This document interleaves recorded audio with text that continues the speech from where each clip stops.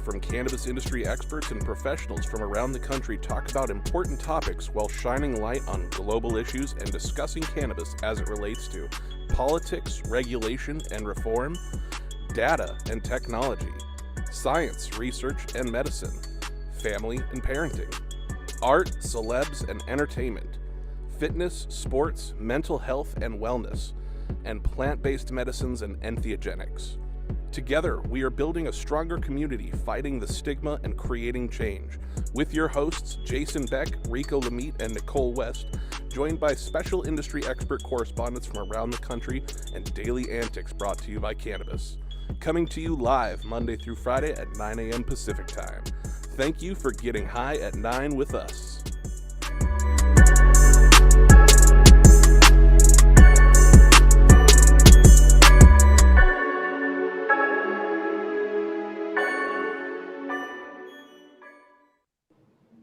Oh, yeah. Good morning, everybody. Happy Wednesday. Good morning. It's Wednesday, November 30th. Today is National Personal Space Day, National Mississippi Day, National Mason Jar Day for all the trappers out there, National Moose Day, and they didn't say chocolate, so I'm assuming they're talking about the animal, National Stay Home Because You're Well Day, National Meth Awareness Day, because of Hunter Biden, and of course, Computer Security Day. Not to mention is also Dutch Master West's birthday, and we want to wish a happy belated 38th birthday to the city of West Hollywood. Thank you for joining us and getting high at 9 with us. It's also high noon on the East Coast. And please remember to like, share, and subscribe to us on all social media platforms, especially by hitting that subscribe button right here on YouTube. We're live every Monday through Friday on YouTube and audio only on Clubhouse. And if you are joining us via Clubhouse, you can also participate in the show by raising your hand if you have a brief comment on the story most recently presented. But without further ado, let's pay a quick bill so we can get right back to the news.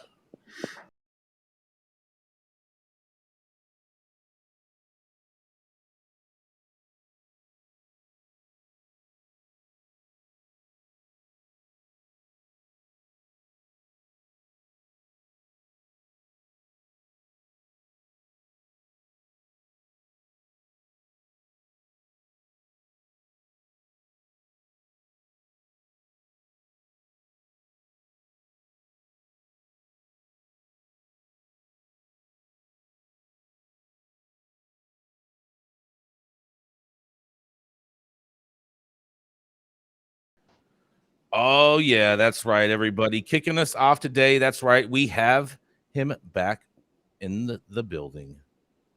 Oh, wait, I'm sorry. Give me 1 second. We just switched it up a second. So coming up next. Oh, yeah, that is right. Coming up first, she's a cannabis business consultant, an industry veteran, a general overall bullshit buster, and self-proclaimed general data bitch, boasting over 13 years in the regulated market, but with deep roots in the legacy industry as well. She's also now the COO at Butters in Santa Ana, and at one point in time, she did a crime. She did some time for a cannabis crime. That's right, is none other than the Nicole West. Thank God you're my dog's lawyer and not actually my lawyer, Jason, because I would be fucked at this point. Definitely gonna hire you would be off. You would get off if I was your lawyer. If that, yeah, but you still go to prison. Yeah. Getting off and going to prison have two different meanings, Jason. Very she would get off. Hey-o. I win. Well, thank you so much for the lovely introduction, Jason.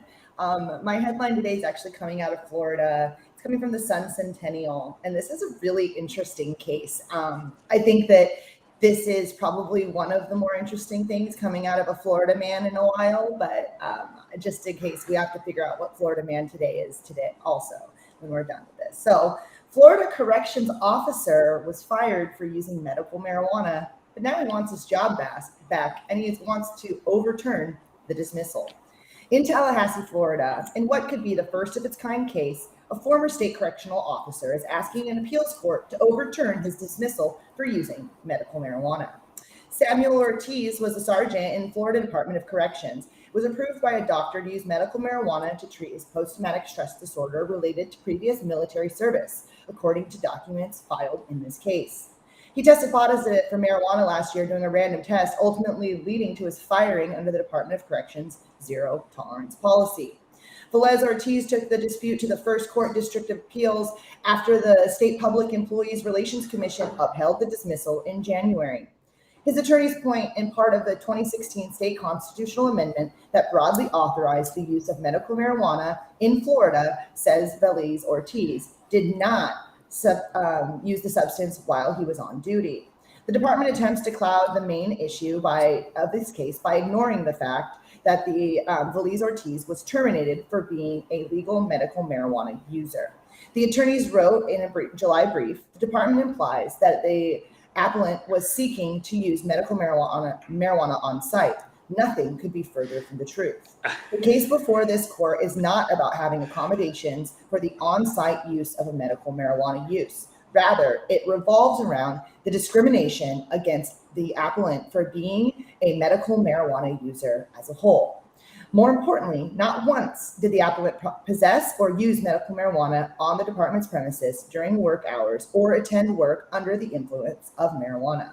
But the lawyers in the Attorney General Office's Ashley Moody's office, in a brief last month, wrote the Department of Corrections drug-free work policy and procedures implementing that the policy reveal a zero tolerance policy for employees for the use of medical marijuana, regardless of the day or time. Velez Ortiz does not dispute that the department may validly prohibit correctional officers from being under the influence of marijuana, including medical marijuana, while on the job, no matter whether the officer ingested that substance on or off site. Yet the department has no way to distinguish between an officer who is high on the job because he ingested medical marijuana from a person who ingested the same drug off site. The result would be unattainable the risks to public safety. A correctional officer who shows up high for work or experiencing the lingering effects of marijuana, including lack of focus and delayed reaction in times, may not trigger alarm bells until the worst case scenario has already come to pass, said the AG's office. Now, this is interesting because the Florida Sheriff's Association filed a friend of the court brief on Monday, backing the department, saying the employers have the authority to enforce drug-free work policies. But put bluntly, sheriff's officer and other employees have the clear authority to terminate an employee who violates their policies by testing positive for marijuana, recreational, or medical, the association's brief said. Velez Ortiz began working for the Department of Corrections in 2013 and had been diagnosed by the U.S. Department of Veterans Affairs with a combat-related post-traumatic stress disorder, according to the January 11th decision by Public Employees Relations. He tried prescription drugs to treat the PTSD, but he had such severe side effects, they were not an option. A doctor approved what was known as his registration card that allowed Velez Ortiz to buy medical marijuana under the 2016 constitutional amendment. The two other employees later provided notes from physicians confirming that they were no longer using medical marijuana and remained employed with the department. So apparently there's two people in this whole story, which I think is even more crazy, because Velez Ortiz and two other Department of Correction employees tested positive for marijuana during that same random testing. So 3 people tested positive, only Velez Ortiz was let go. So the 2 other employees that later provided the notes from the physician said they were no longer using it. Now, Velez Ortiz was standing by his right to use his medical cannabis and did not believe that he should be terminated and wanted to make sure that we were able to provide the ability for this former combat veteran to have access to his medicine.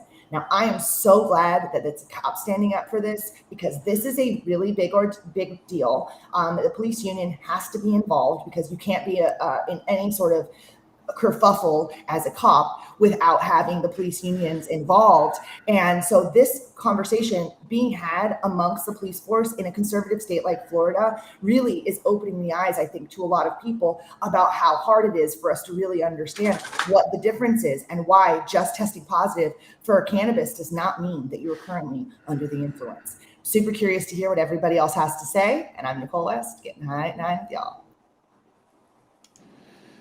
Oh, Well, we faced this with raging wires in California years ago, when we were in the middle of the 420 expansion of the industry, there was Raging Wires was brought by someone who was terminated for use in medical marijuana. And now we've matured. And I'm in the middle of a battle right now where someone's claiming, oh, it's illegal federally, so you can't enforce a California contract. This falls into some of the same area. Florida has no such Supreme Court decisions. I don't think they have a law in the books that affords you this right. Okay, so without that, you've got to fight to make it a right. And because it's illegal federally, the cops just go, oh, the umbrella of it's illegal federally, we won't do it. But I've represented cops and they drink themselves silly every night. So showing up the next morning hungover with a blood alcohol level that's low enough so that they accept it at the institution is cool. But if you smoked weed the day before, took an edible that night to sleep, all of a sudden, oh, we can't have you here. I wonder, hypocrisy. I wonder, is there any possibility that they actually didn't consume cannabis and they consumed a Delta 8 product but still tested positive? Or Delta 10. I don't think they're that 10 sophisticated. Or HHC or It wouldn't matter. It doesn't because matter. it wouldn't make a difference. I think this Really? is an excellent opportunity for Ricky Rose, not the real Rick Ross, but Ricky Rose, the former correctional officer from Florida, rapper, oh who is yeah, now jumping into the cannabis game. There's an excellent opportunity for him to voice his opinion on this matter and join forces with this guy and help him get literally exonerated. join forces, huh, Rico? You chose that, huh? Like that. You I see what I feel did like- there? Yes, how what you did there. Yes, join forces. I feel like the cannabis industry is absolutely should be taking more of a charge in educating law enforcement ourselves. You know, who is educating them? No one. But Teaching a pig to sing, Mandy. Teaching a Yeah. pig to sing. I Well, think this is a good lipstick on it. example of. I've been this known is to a be good persuasive. example of the importance of it, but at the same time, this is a good example of watching this happen and seeing how it's going to be for someone like a former correctional officer versus because we've seen other people have this same battle. I think there was a firefighter that we covered a few months back that had a similar situation, and I believe he was able to get his job back, but I think that he said that he no longer used it. So I think that might be a caveat to the conversation. Whereas Feliz Ortiz, this gentleman, is trying to say like, no, I'm going to keep using cannabis because it keeps me from wanting to kill myself for more. So here's where we're at. And Quitters never win. I wonder if Florida, if they would have had a better time firing these individuals, because they are Florida corrections officers. Those are not cops. Those are people that work in actual jails and take care of inmates. If they could say that because you tested positive, we have probable cause to believe that you could be possibly smuggling in drugs to inmates, and fired him because of that. yeah. Well, I think what the article said he was trying to smoke, or they said he was trying to consume On the on site, job. right? Well, no, our argument was that the way that they were fighting it was that he was trying to be able to continue to consume. And then they took that from the labor division as saying he wants to consume at work. And they're like, no, he's saying that he wants to be able to keep consuming. Like he's not going to stop consuming his On the medicine. job. And so they turned it on him to say, oh, you're trying to smoke at work. And he's like, that's not what I'm fucking saying. I'm saying that I deserve to be able to go home and not toss back a fifth of whiskey and choose to be able to take my edibles. That's what he's saying. And the labor division tried to say, oh, he's trying to get high at work. And they're like, he's like, no, that's not what I'm saying.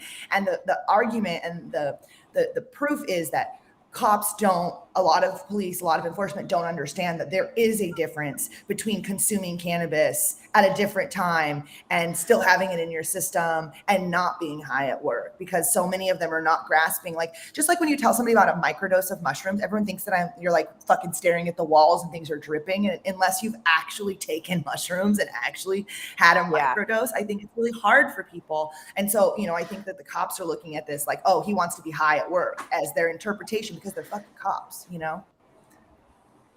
I mean, I'm just wondering too, if responses. I think they need a very, very savvy lawyer on this, because I think you could also present an argument that once you become a deputy, you're deputized, you technically have the ability to do drugs and not necessarily Oh get my in God. trouble for them, because you are deputized. That was something that Oakland did in the early cannabis days when in Santa Cruz when they deputized. I'm blanking on the name. Dale, help me out. Santa Cruz, Val Corral and her husband. The city of Santa Cruz But that would have deputized to them, be so then that way the police that would was the actually have to be on police. his, I understand that, but the police would actually have to be on his side. The cops are against this guy. That's Yeah, the but problem. The that cops was- are not on his side. They're not trying to help. That this was situation. But directed it's an at argument. the federal prosecution. But your And lawyer we can't were have all that worried argument. about federal prosecution. There were no state laws at that point. We're talking about state laws now. And the feds are only there as an umbrella of protection for the cops. Say it's illegal. If you drill down, you've got to have the legislature step in and pass a law or amend the Constitution or something to give them a right. Otherwise, you're just shit out of luck here. Thank you so much for that, Dale, and Jason for your insight, and Jason for your terrible ideas. I hope he doesn't use them in court, but we'll keep rolling forward. We'll go ahead and get to our next correspondent, Rico Lamitte. Rico Lamitte, Dope Dad on the Street, founder of Cannavision. Welcome back, Rico. What do you have for us? Thank you very much, Nicole. Thank you, everybody, for the well wishes and everything. My internet's working now, too. Yeah. That is good. I sound okay with my sexy bedroom voice now. I think it's here to stay because of COVID. But my story of the day takes a deeper dive into the relationship between medical cannabis and pain relief.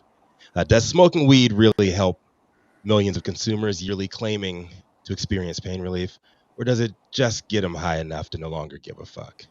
Well, if Swedish postdoc researcher Philip Gedden's latest study is to be believed, it's the latter.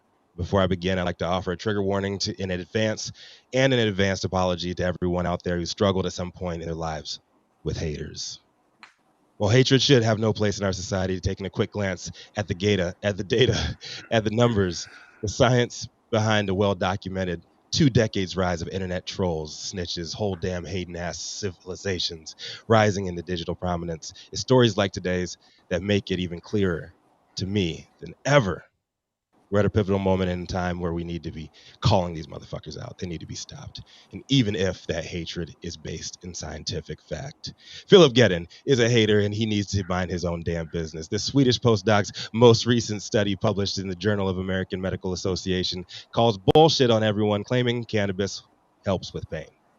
While only a few countries have legalized for adult use consumption, many more have for medical reasons, with pain reduction as one of the most prominent and commonly cited reasons. Per the article, 70% of respondents to a U.S. national survey reported using cannabis in the past year after being prescribed medical cannabis. A broader international study revealed an even higher number for self-medication. Between 17 and 30% of adults on average in North America, Europe, and Australia reported that they used it to manage pain, to self-manage pain.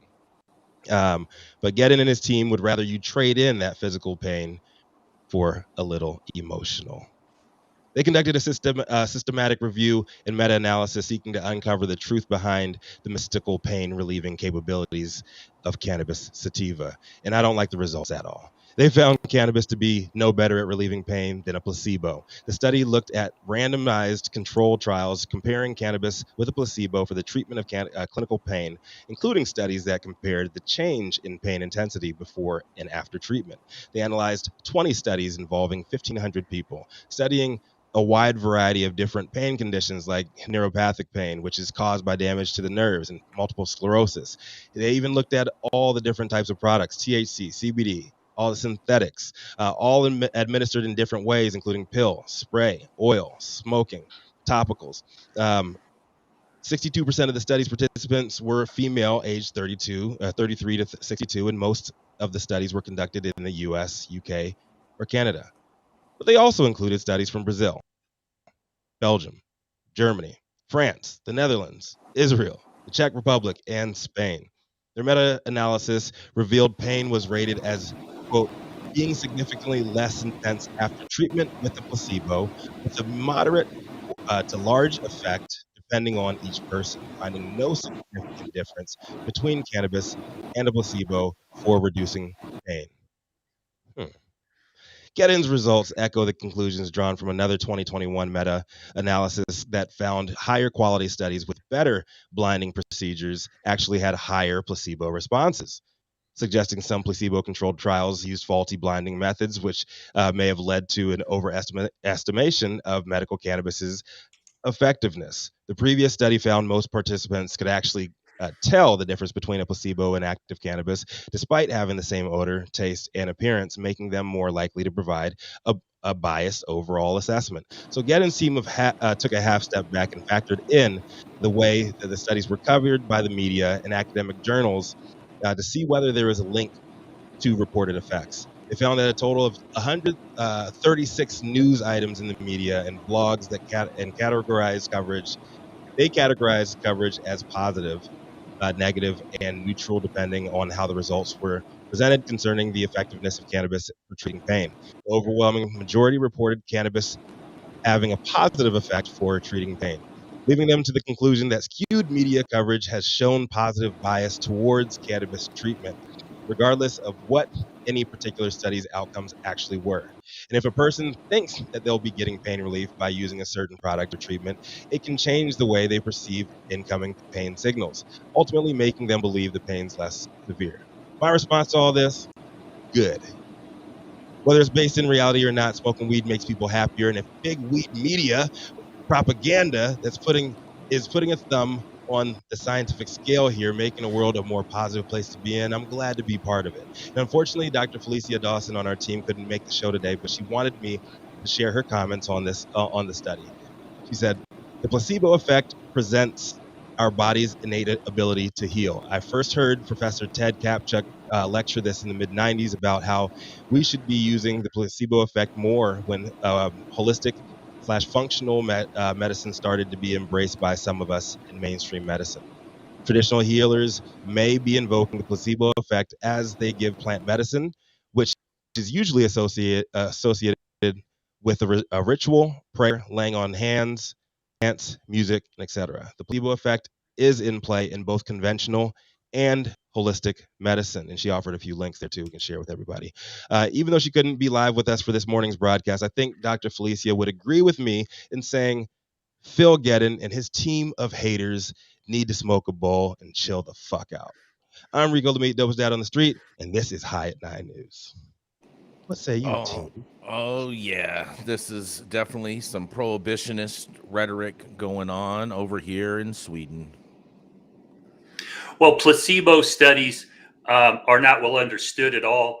I mean, I've given people sugar pills and injections of sterile water when they were complaining of pain and they went to sleep. So it's real. And traditional medicine makes use of that, but that's part of a holistic system in your brain. It's a biochemical system. And so is the endocannabinoid and the endo-opioid system. So they need to have full-on phase 3 trials for efficacy, divide this up, double blind it, and see if you get a better database, and then have the scientists and not these people with an agenda step in to give their opinions. Because this is prohibitionist mindset looking at data. Data can tell you whatever the fuck you want it to tell you. This study is so mids that I need to move to Jason Beck just so that we can get some fire back in. So we're running over to Jason Beck, making sure that we get that fire and only smoke the best weed in the world and prove that cannabis probably does actually help with pain.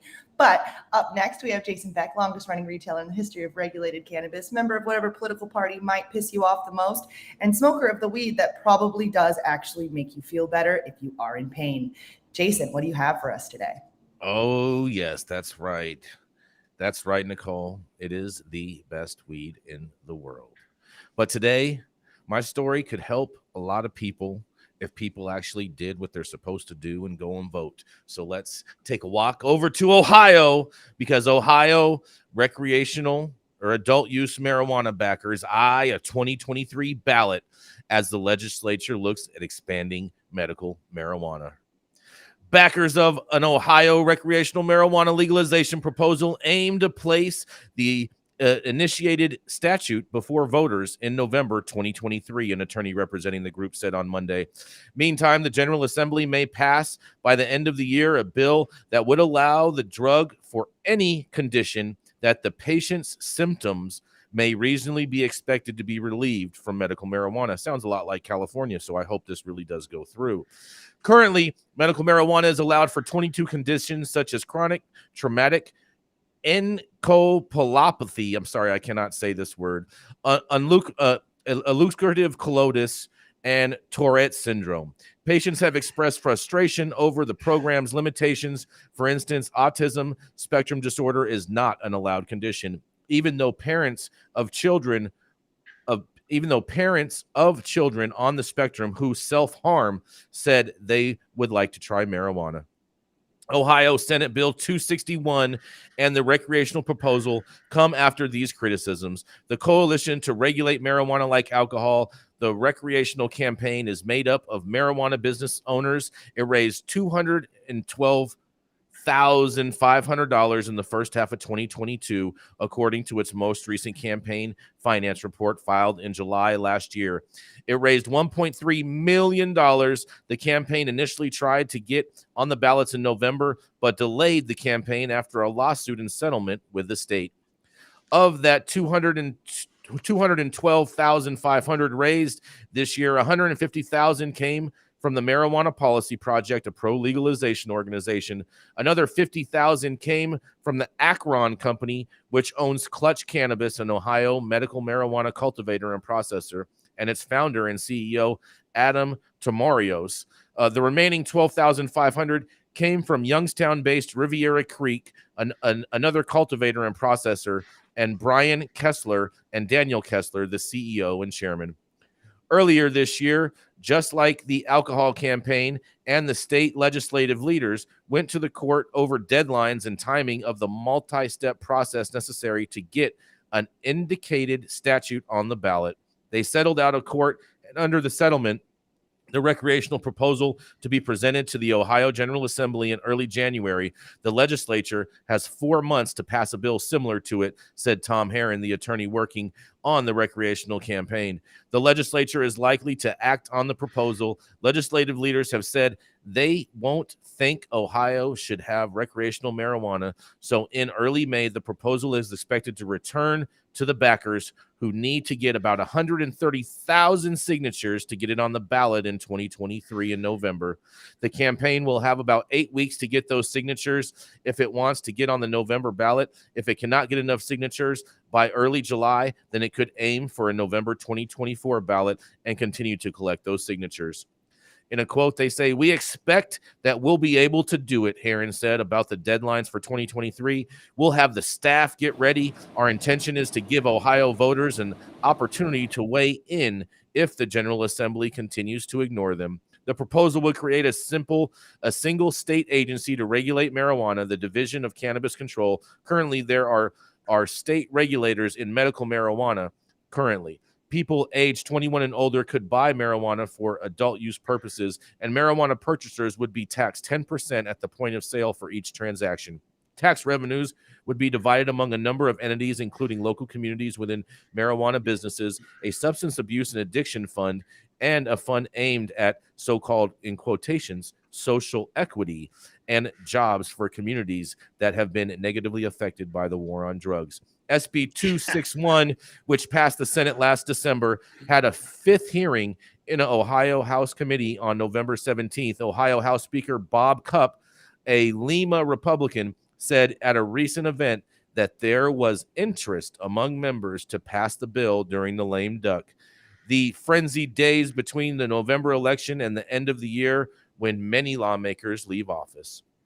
SB 261 would also change the regulatory structure of marijuana, putting under a new agency that would be called the Division of Marijuana Control within the Ohio Department of Commerce. The bill would increase the number of dispensaries throughout the state. Currently, there are about 55, although the Ohio Board of Pharmacy is working to license roughly another 70 retailers. The bill would also increase the square footage under which cultivators can grow marijuana and increase permissible levels of THC, the active ingredient in marijuana, from not more than 70 to 90%.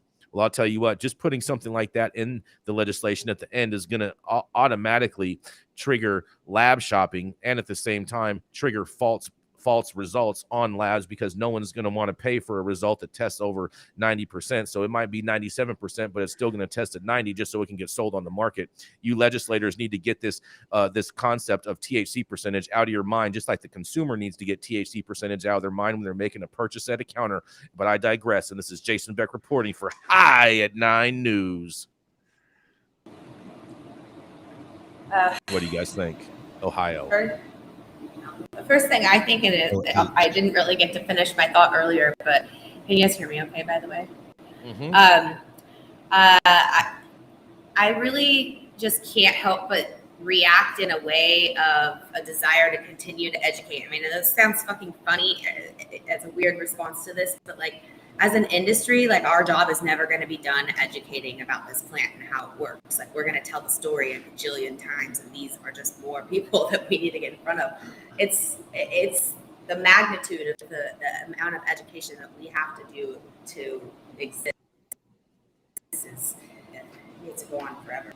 I think the state should put in their bill to have a fund to educate the general public on cannabis, on what's I mean, what's real if you and let the what's state not. do it, if you let the state do it, then they'll do a really poor job. I honestly, I agree with you, Mandy, but I've had this conversation with people for a long time.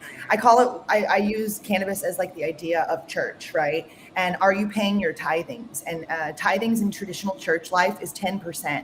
And so if we're trying to build this industry, we have to be giving 10%. And if it's not our money, it needs to at least be our time to put back to the energy of this industry. And so if you don't have the ability to put 10% of your money towards lobbying efforts to help us move the needle, then you need to be giving 10% of your active hours and your ability to do that working wise to just educating and making people better, and it not be about your pocketbook or your bottom line. You know, it's really hard for a lot of people to fathom that reality because we're all survivalists. But at the end of the day, like without that 10% from every person who wants to be able to do it, like we don't have the people. And like, if you let the government educate us, it'll be some fucking terrible public service announcement with like a girl like deflating on a couch, you know. And the Well, church, hold on, Colorado. the Church Colorado of had- Jesus Christ should also be tax exempt. Colorado That'd be had rad. some cute. Well, Colorado had some cute public service announcements back when they started legalization out So does there back in California. 2012. California has a ton in the Department of Health. There's like 30 or 40 videos. They're I've never all- seen any commercial on They're television. I in show them all the California. time. Well, if you would have taken one of my training courses, you would have seen all of them because it's actually a portion of my training for the state of California. Is that we watch the Interesting. Department of Health videos. Yeah. I just want to say that like there are so many amazing companies and brands out there that have put together extensive, easy to comprehend, compact material about how this plant works. Every marketing department at every brand throughout the state of California anyway sends out a sales email about how wonderful their brand is. Can you imagine if they took this educational information and sent an email blast out to all the political figures and law enforcement figures in their communities? Like, just maybe keep dripping on them too every Monday. Challenge. Let's for give my tithings, marketers out there. Oh Let's give yeah, tithings. expand go your ahead and- email database. We're going to go Yeah. ahead and say thank you to one of our sponsors real quick, and we'll get right back to the news. Want to grow some of the best weed in the world? Then you must start with the best genetics in the world. Go to www.dnagenetics.shop to order regular, feminized, or autoflower beans. All of your favorite DNA genetics cultivars such as Kosher Kush, Skywalker Kush, and oh yeah, Chocolate Truffle Shuffle. Boasting more cannabis awards for their award-winning genetics than any other company in the world. Remember to go to www.dnagenetics.shop to see why our terps don't lie. Thoughts, opinions, and general shade thrown on the High at 9 News are those of individual speakers, not those of any other speaker or its followers. Statements made do not constitute legal or accounting advice, and our speakers make no representation regarding legal status of any substance in country, area, territory, or its authorities. Views expressed in this room do not establish fiduciary relationships or sponsors not apply, constitute endorsement by us, expression of any opinion whatsoever, any person or any speaker on stage. If you're easily offended person, the show's probably not for you. You probably shouldn't be my friend either. I love being your friend. That's why you don't Why? offend easily.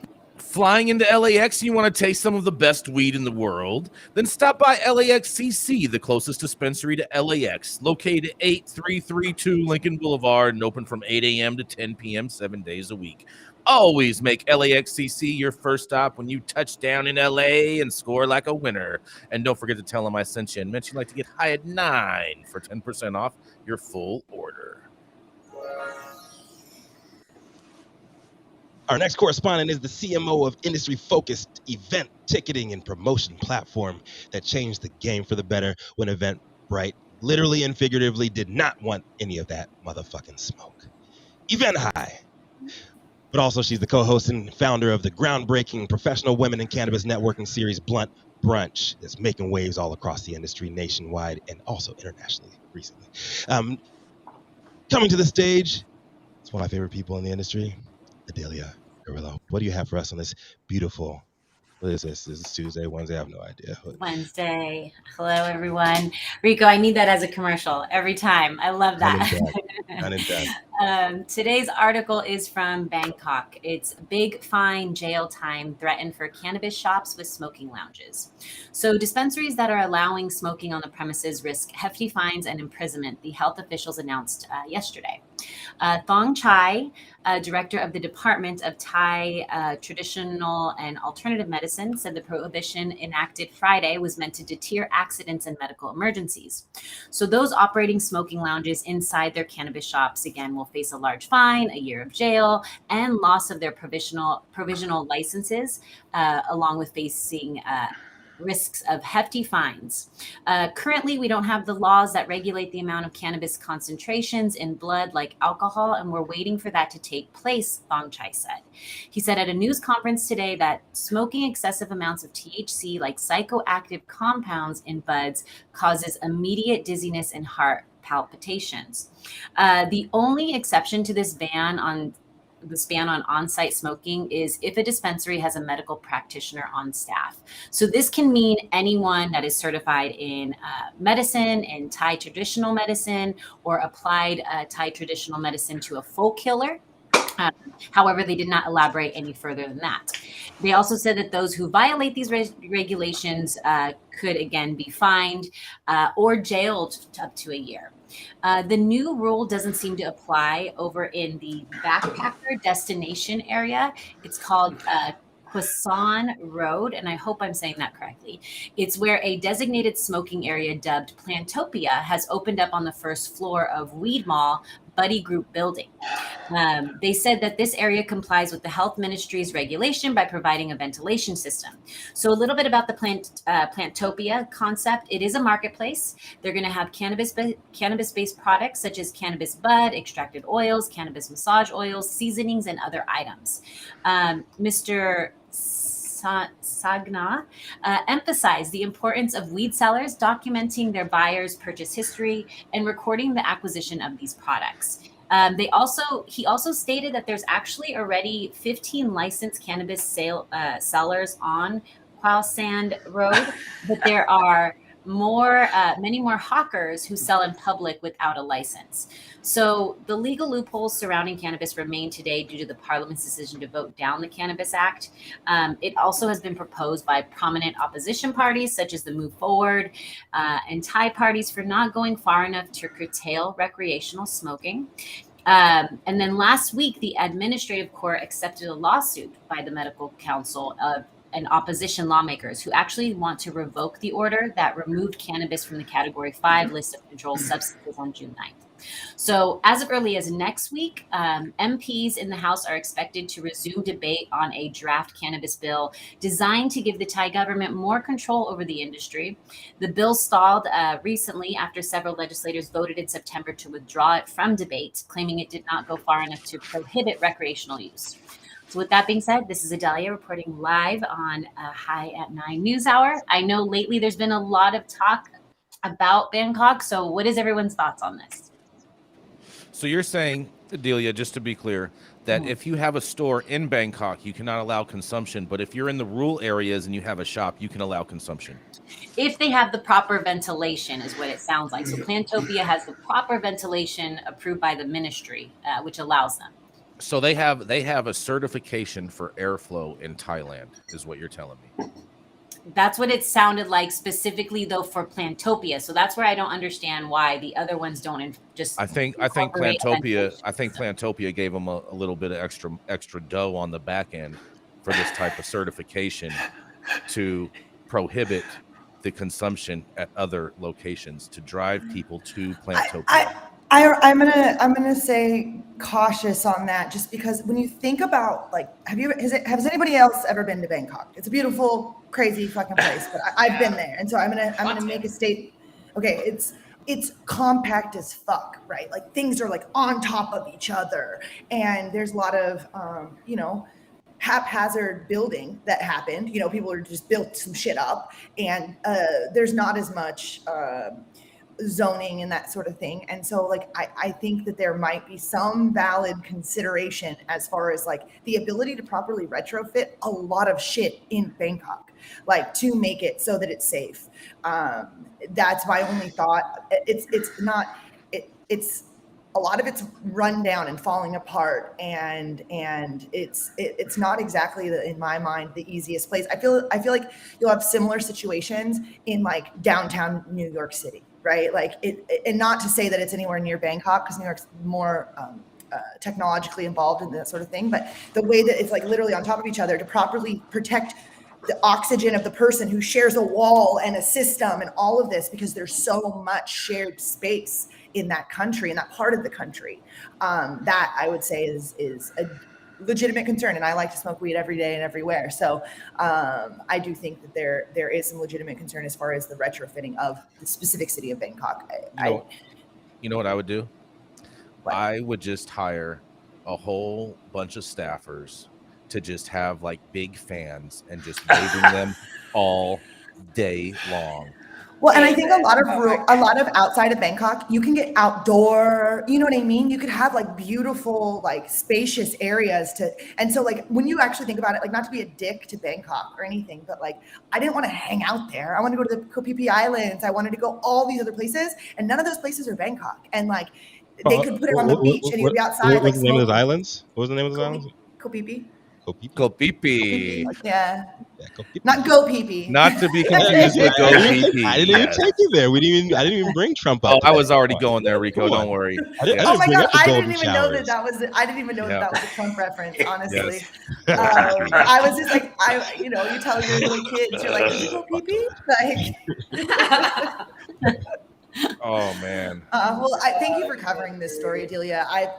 Definitely, we keep following Thailand, because I think this is super important for us to see how this actually shakes out, especially considering them being the first Asian country to really step out and say, we're going to legalize cannabis, and let's see how it goes. Yeah, and we'll see how much pressure China puts on them in the coming days too.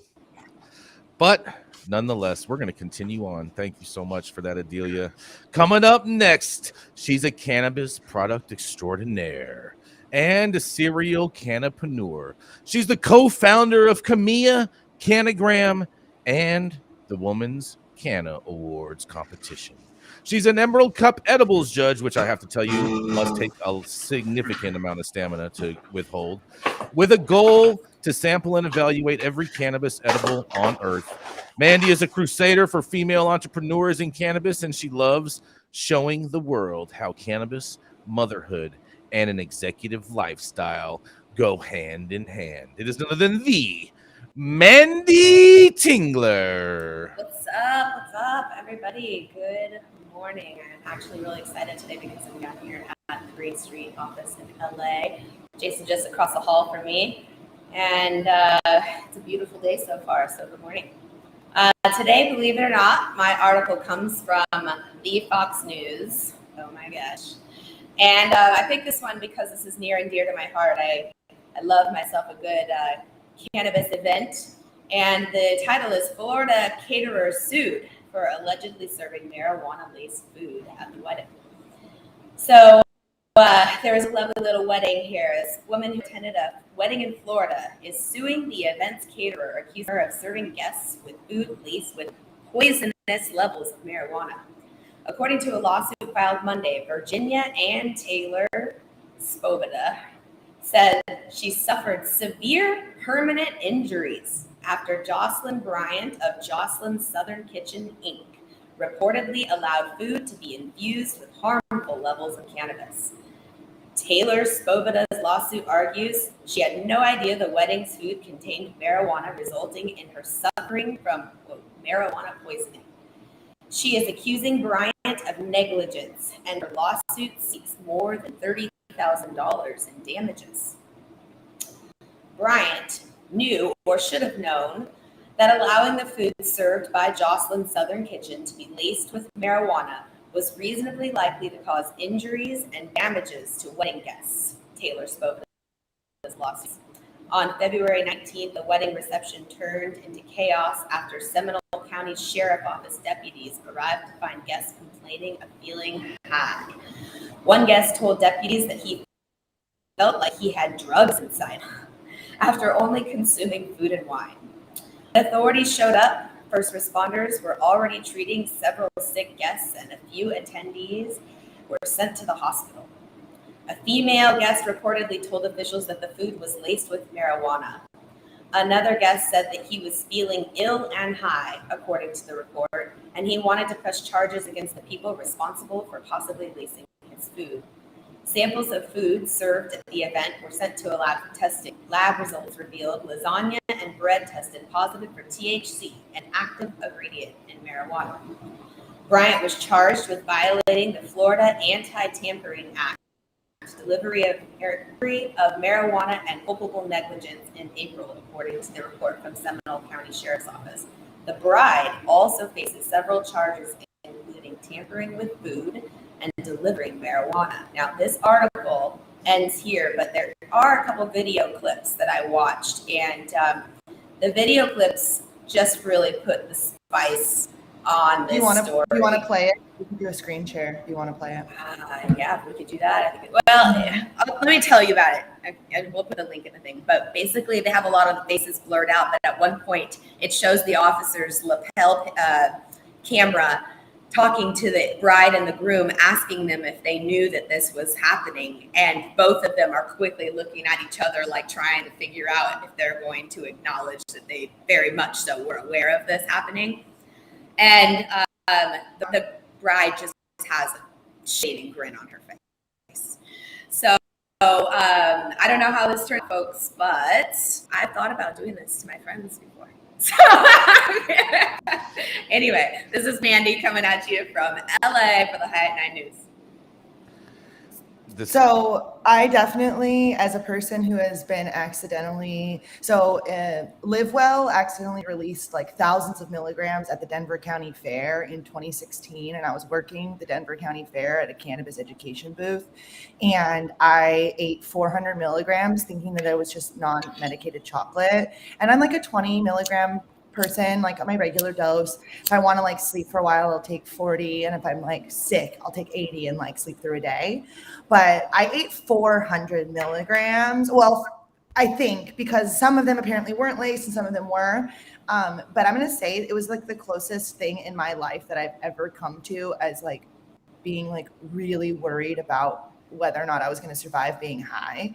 And I know I've been consuming cannabis long enough that I was going to survive. But in the thick of it, when you're like 400 milligrams deep, it was middle of summertime. I leave the building because I thought I took one dab and I thought the dab like had me spinning. I was like, damn, how did this dab fuck me up? Because nobody knew that the chocolates were laced. It took 2 days for the police to come out and the whole thing. So for 2 days, like, am fucking like confused about my life. I walk outside and I see my buddy and he's getting out of his car. And I was like, can I lay down in your car? And he was like, what? And I'm like, I just need to like sit down and like, I can't be inside the people. Like it's fucking me up. And I was like, I'm feeling nauseous. He's like, don't puke in my car. And I was like, I promise I won't puke in your car. So he leaves the car, keys there. And he's like, call me before you go. And I'm like, all right, fine. I'm so out of it. I fall asleep in his car and I wake up, it's like 105 degrees in the vehicle. I'm fucking sweating all over myself. Like I literally could have killed myself in overheating in this vehicle because I can't even like figure out what the fuck's going on. I wake up, I'm covered in sweat, like head to toe. His seats are, I feel like a piece of shit. I call an Uber with his keys in my pocket and I fucking go home. And I get home and I fall asleep and he calls me. He thinks I'm fucking dead because his car's there, my keys are gone. He doesn't know where I'm at. It takes me almost a day to like get my wits about me. And then finally we find out that they accidentally laced it. And so like for me, as somebody who regularly consumes cannabis, it was the most fucked up experience of my life. So do not give me drugs that I don't know about. If you're listening, like, I don't care how soft you think the drugs are. Like, do not fucking give me drugs that I don't know about. Don't do it to anybody, but damn, like First of all, I'm curious what that THC test result yielded. Like, how much are we talking about? We don't even know. It could have been Delta 8 that they were given. Yeah, it could have been Delta 10. Yeah, it could have been Delta 10. But I So mean, many and, deltas. and we all know at the end of the day, we all know it's the same plant, so we're arguing the same thing. It's the same problem.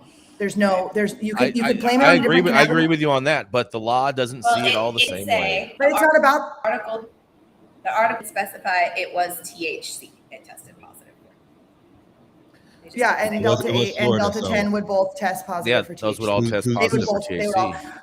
But they also are illegal, and I don't care what anybody says in their thoughts about how they want to improperly skew the farm bill. They are also illegal. So, just saying, marijuana Mitch. Just saying dumb shit. It's only illegal when there's enforcement on it. That's all I'm saying. Jason, it's only illegal when you get caught. Yeah, that's what I'm saying. It's only illegal when there's enforcement on it. That's what I'm saying. There is no enforcement on Delta 8, so therefore that shit to me is as legal as can be.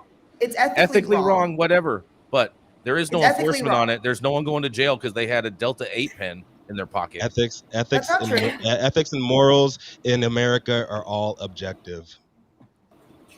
You know, and also I just want to say that with a lot of caterers, that caterer was put in a bad predicament because that bride and groom client, she's following instructions from them. She dictates the pace of the day. Trust me, I've planned over 40 weddings. I know exactly what I'm talking about. The bride is the boss. You're there on a contract. And yes, you could say, Bridezilla, they call them, right? Bridezillas. But times are hard right now. People are making tough decisions. Anyway, that's enough about that. I wonder how much did this catering company charge to actually do this? Like what was the surcharge for adding the weed into the edibles? It depends on where they got it. It depends on where they got it from. For all we know, they came by plates with a tincture. And I want to know if stuff, I also want to know if the bride and groom sourced the material for the chef, or if the chef went out and got it on their own. That's what I want to know. Alcohol, if like alcohol, they gave choices. If there's a top shelf, was there premium, and was there exactly, or did they get it in Florida? So it might have been spice or K2. Is there a difference in price? In the lasagna and the bread. That's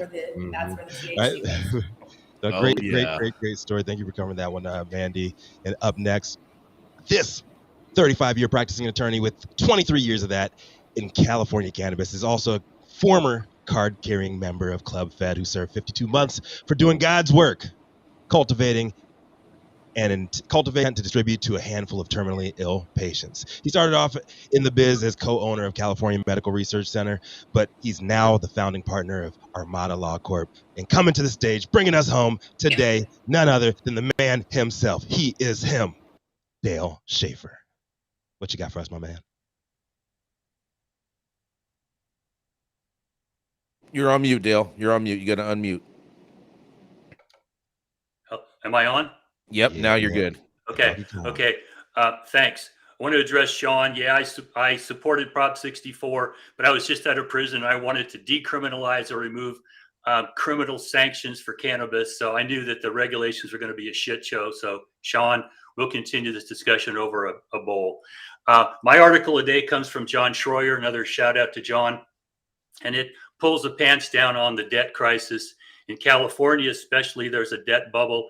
And if any of you haven't heard about this, if you're in the stream of commerce in the cannabis industry right now, money's being paid for weed leaving a retail store, but it's not making its way back upstream. It's one of the problems we deal with on the daily here. I've got companies trying to buy or sell cannabis businesses in California, and too many of them are upside down. They're debt heavy, so it's hard to unload this. One of the bigger issues is that if you don't have an asset protection business in place in the industry today and you're heavy in debt, good luck. Get your wife's wedding ring appraised. Even if you do have a debt asset, which I mean a corporation or an LLC to protect your personal assets, people who invest in the industry are getting the message now that it was like rolling the dice in Vegas. There has been so many terms given for product leaving a farm going all through the stream of commerce to the retailers that once you get beyond about 60 days, you've got stale debt. And if I can bring some numbers here, Jared Kylo, who represents the UCBA here in LA, he says he knows a lot of many he uses distributors. You have $25 million in debt right now, and over half of it 60 days old. So if you're looking at cash flow, you're dying right now. And this is all up and down the supply chain. And when people come to me and ask me, what do we do here? It's a little late to try and figure out how this shit sandwich got made, because if you have this kind of debt load, you are in a shit sandwich situation, because bankruptcy is not available to you. If you invested in these businesses and their debt load is higher than they can sustain to be sold and make it back, your investment's in serious jeopardy. And if you try to solve this in the courts, your options are very limited too, because a receiver will take over your business. And any of you that run a business, you don't want some court appointed trustee stepping in and taking your business over. But if you're a creditor to a business that's underwater, you don't have a lot of options. So the point of Schroyer's article here is that this is about to burst. And from Janine Coleman through Grant Palmer, people in the industry provided their opinions about how bad this is. And what they coming out of Glass House was some statistics about the last quarter renewals of licenses. 624 outdoor cultivation licenses didn't renew. They say that's 15% of the total that were up for renewal. So 4,160 licenses. I don't know if that represents a quarter of what's out there right now, but it's bad. It's circling the drain. And that number represented 44% of the total that were up for renewal in that quarter.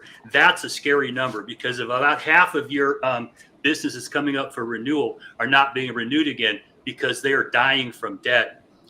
In medicine, we use the term circling the drain. This industry's been circling the drain for a while. And I think someone's about to flush the toilet again, because when this debt bubble bursts, as they point out in this article, if you can't pay your debts, okay, and the people that you're hoping to collect from, there's no way, they're out of business, you can't collect your debts, the dominoes start going back upstream. And right now, if you don't have a sugar daddy paying your bills in this industry, you are struggling. And Grant Palmer thinks that only about a third of the industry, and especially the retail level, is really being profitable right now. They're robbing Peter to pay Paul. And at this point, both Peter and Paul are broke. So this is going to be an ongoing issue in the industry. And New York has enacted a law now where if you're more than 90 days late to a retailer, they're going to report you to the state. The problem is there's no teeth in it. In California, the only teeth for debt collecting is the CDTFA. You don't pay your taxes to the state. They come in with guns and they take your money. So that's where I'm going to open this up for discussion. Let's hear from you guys. What do you think? Dale, this is like the writing is on the wall kind of headline, where it's like anybody who's been paying attention the past 2 years definitely knows that this was coming, right? That this part of the industry was coming. Dana actually put something in the chat that I thought was interesting, and I want to bring up when we have. So I pulled up the number. First of all, there's 1,087 storefront retailers, and then there's 480 deliveries. So a total of 1,500 licenses to be able to sell weed throughout the state of California. There's 1,300 distributions. Right. So follow the numbers, follow the money. So when we actually have the conversation of the excise tax after January 1st here in California getting transferred over to the retailers, and then these distros that are just shutting down and not paying their taxes, where is that going to actually land, right? So if you paid your distributor a bunch of money in excise and they didn't actually give it to the government, now what? Hey, real quick, thank you so much for covering this one, Dale. I was actually going to cover this story before I was on my deathbed over in COVID Central over here. And like people, you got to get your shit together, man. And there are tools available. I usually don't plug, but Happy Cabbage Analytics, we created a tool just for this and to help people free up cash, because 50% of anybody in the industry, if you're retail, it was brick and mortar or it is delivery, like 50% of your inventory is like, or 50% of your cash is locked up in inventory, dead stock. There are tools to help out with that. We can't do anything about 280E. You can't do anything about these ghost distros, but we can help actually free up some of that cash, man. There's tools, and don't lose hope yet, man. I know Jared's Thank Jared you Kylo all. he's a politician, so he's going to use a lot of hyperbole on this, but don't let 80% of the fucking market fall out. Let's fucking do this, man. It's going to fall out. But thank you so much for that statement. And also, Dale, thank you so much for your amazing insight. As always, you're so profound on so many of your pros in regards to what's really going on. And yeah, I think we're about to watch that toilet flush. And many of them, my kids tell me I'm full of shit. So I love the it. toilet flushing thing was a good analogy. I love it. Well, thank you all for tuning in with us every Monday through Friday at 9 a.m. high noon on the East Coast.